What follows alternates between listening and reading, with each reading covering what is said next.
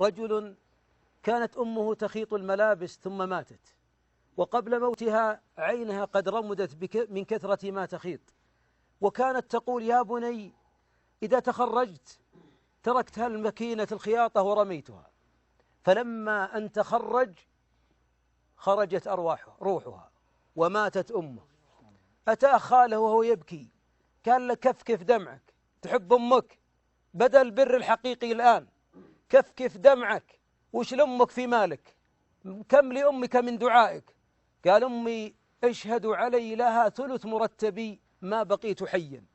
يقص لي القصة ويقول: أنا متقاعد من التعليم هذا العام 33 سنة، والله يا شيخ أنني ما تركت شهرا إلا أخرجت من الثلث إلى النصف، وحبب إلي سقاية الماء، أحفر الآبار وأركب البرادات وأجري الماء حتى للبهائم في البر.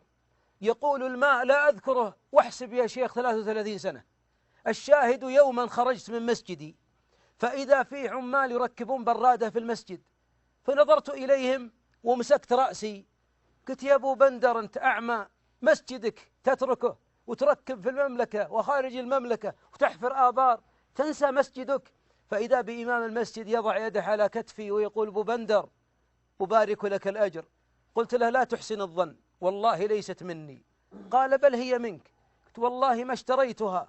إذا بابني بدر عمره في الصف الأول الثانوي ينكب على يدي ويقبلها ويقول: أبوي، أنا سنتين أدعي إن الله لا يريك مكان هالبرادة، لأني أجمع العيديات والمال من عامين أجمعها حتى أركب هالبرادة. جدتي يا أبوي ما شفتها، لكن عاشت معنا وعاشت من قوتنا. ثم رفع الشاب الصغير متوجه للقبلة: يا رب اسق أبي من سلسبيل الجنة، اللهم إنها عنه وعن والدته. هنا بكى ولا تلام عينه، رد الله عليه الصلاح في ذريته. أحبابي، لو نبكي على نصائب القبور ونسح ولا ألوم عينا تبكي، والله إنها من البر. وهذا دليل كما قال الدكتور خالد: لربما بر مخلوط بتقصير قليل.